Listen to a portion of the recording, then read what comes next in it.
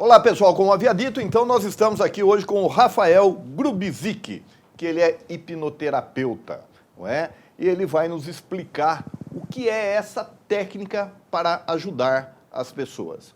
Rafael, muito obrigado por ter vindo aí, para nós batermos um papo, para explicar o que é hipnoterapia.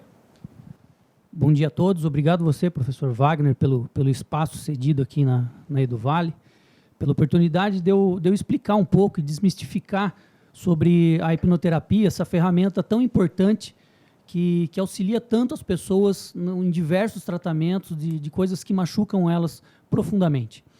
E eu queria começar explicando e desmistificando um pouco a hipnoterapia, que nada mais ela é uma técnica de procurar a verdadeira origem daquilo que a pessoa sofre hoje em dia.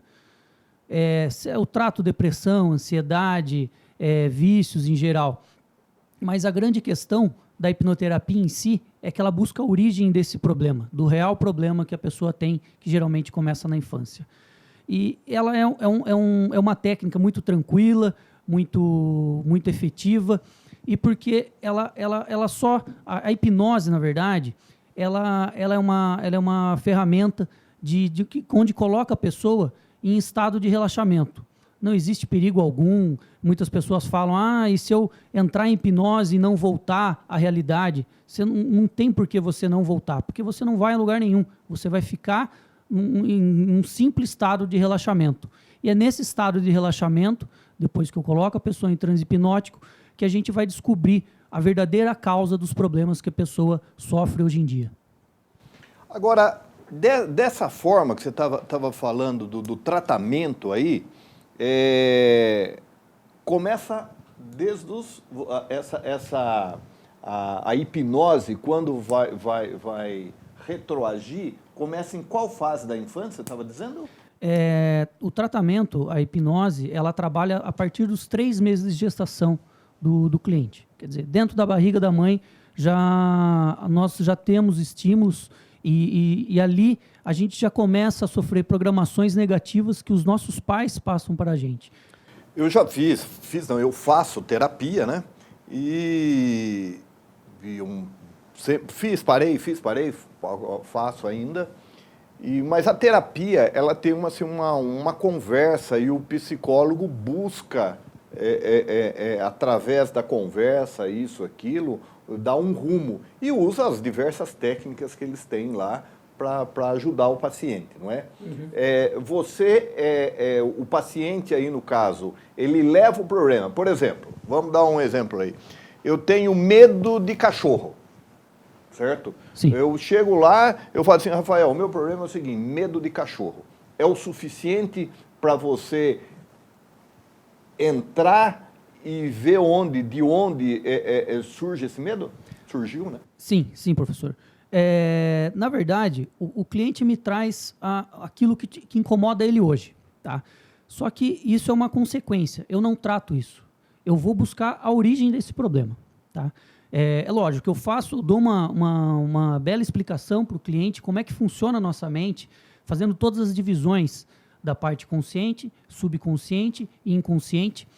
E após o cliente tendo total conhecimento como que funciona essas 3 divisões da nossa mente, eu faço uma regressão à causa, que ele pode voltar mentalmente até os 3 meses de gestação. E na verdade, é bom frisar isso aí, a questão da regressão à causa não tem nada a ver com questão de religiosidade. Tá? O nosso subconsciente, nele, está a memória a longo prazo. E é provado cientificamente que lá está a memória a partir dos 3 meses de gestação. Então, a única coisa que eu faço através da minha técnica é usar toda a capacidade cerebral que o cliente tem. Toda a memória dele está lá dentro. Só que a gente, em estado natural, a gente não consegue acessar essa memória. Sim. Se eu for perguntar para o professor agora, qual que é a sua primeira lembrança de vida ou algo assim, você vai falar na faixa dos 5, 6 anos aproximadamente, que a gente pode lembrar. Mesmo assim, E é difícil. Agora não, na hipnose, os clientes voltam antes dessa idade, dessa fase, entendeu? Porque a gente dá estímulos para buscar a memória, a primeira questão que afetou aquela pessoa. Como você falou na questão do medo. Hoje eu sofro do medo, tenho medo de tudo, medo de altura, sei lá, seja qual for. Eu vou dar uma explicação para o cliente, eu vou explicar todo o processo, como é que funciona para ele, e através da regressão eu vou descobrir aonde surgiu esse medo. Esse medo, geralmente, quem passa para a gente esse medo, essas emoções negativas que atrapalham a nossa vida, são autoridades para nós. Sejam os nossos pais, os nossos tios, nossos avós, um professor mesmo.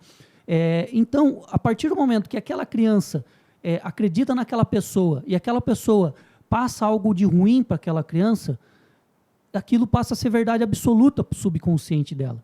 E a partir daí, durante toda a vida dela, ela vai repetindo esses padrões.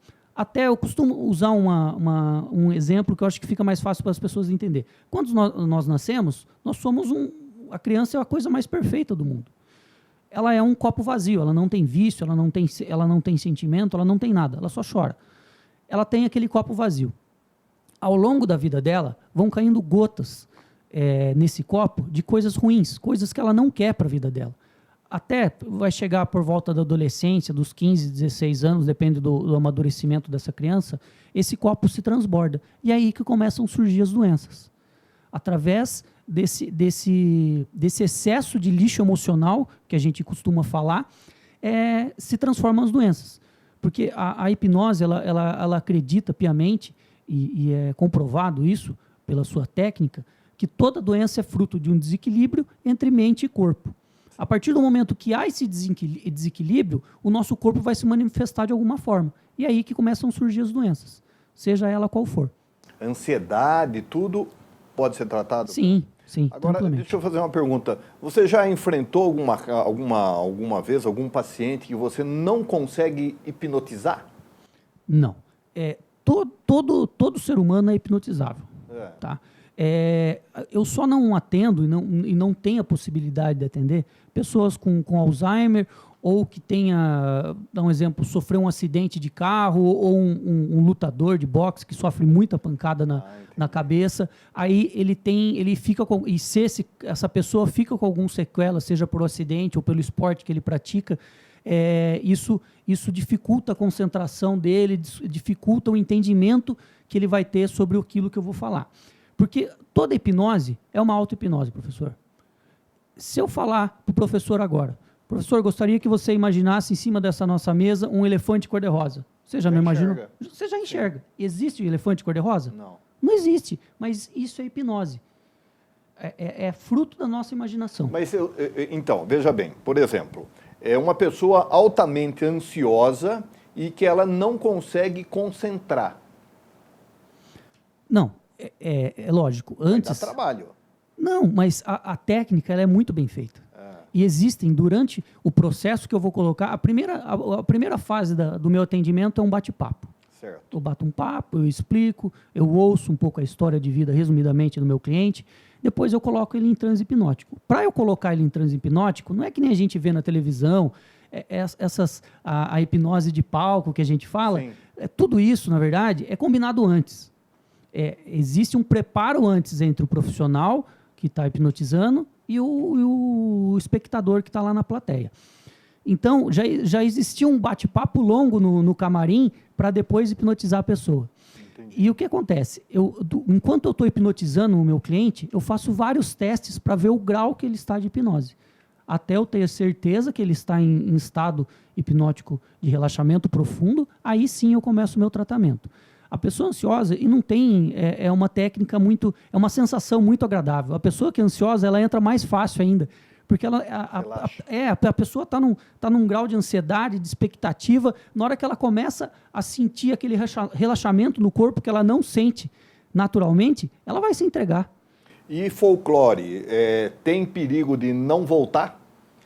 Não, isso aí uns mitos que na verdade, a hipnoterapia na Europa, nos Estados Unidos, ela é muito, muito comum as pessoas procurarem isso. É muito difundida. No Brasil, ela já existe uma certa resistência, e até mesmo porque é novidade no Brasil isso. Esse centro de formação que eu fiz, o Omni, é o maior centro de formação de hipnoterapeutas do mundo, ele é americano, e ele está no Brasil desde 2014, tá? E no interior é mais novidade ainda. Em São Paulo o pessoal está começando a se acostumar, muitos empresários, pessoas procuram os hipnoterapeutas. E no interior eu estou começando a difundir essa minha profissão e graças a Deus estou tendo um bom retorno. E o que acontece? Que nem o professor perguntou. A pessoa não tem perigo de voltar. Ela não vai para lugar nenhum. Ela só vai estar num estado de relaxamento, num estado agradável. Outras pessoas, mas se eu estou hipnotizado lá e você morre. Não, só chama alguém para pegar meu corpo, né? Porque não existe. A pessoa, se eu coloco a pessoa em estado hipnótico, ela vai estar naquele estado de relaxamento. Ela só vai permanecer naquele estado hipnótico se eu continuar dando estímulo para ela ficar naquele estado. Se eu parar de dar estímulo para ela ficar naquele estado, ela vai acordar, ela vai abrir os olhos e vai perceber. Estou normal. Muitos clientes meus, por ser uma sessão longa, muitos não, mas alguns clientes, por se tratar de uma sessão longa, um longo bate-papo que a gente tem, em estado hipnótico, o cliente, já aconteceu deles me falarem para mim, eu estou com muita vontade de ir no banheiro. Então, a pessoa está hipnotizado, mas ela tem todos os estímulos dela normalmente. Uma sessão longa, quanto tempo você fala? Eu costumo falar para meus clientes, quanto tempo? Eu falo, olha, ele tem hora para começar, que eu sou muito pontual, mas não tem hora para acabar. Eu não acabo a sessão enquanto eu não estiver satisfeito com o resultado. Tá? Mas, em média, ela demora de 3 a 4 horas. Eu vou tentar fazer, porque se uma consulta, uma sessão de 3 horas, acho que não consegue me segurar, mas nem com corrente no chão, viu? Com essa ansiedade que eu tenho. E, Rafael, o que mais tem aparecido, assim, o que você tem enfrentado assim, no dia a dia? Quais os demônios maiores que povoam a cabeça das pessoas? O que mais percebo é depressão, ansiedade, pega demais, né? Mal do século. É o mal do século. A gente vai perguntar, todo mundo sofre um pouco disso aí, né? Uns mais, outros menos, alguns conseguem controlar, seja com a ajuda de medicamento, que é fundamental, seja através da psicologia convencional, que também é muito importante, mas a gente vê que tem pessoas que sofrem demais com isso. Síndrome do pânico, que geram suicídio. Aqui em Avaré tem um alto índice de suicídio, um dos maiores do estado de São Paulo. Eu fiquei sabendo recentemente.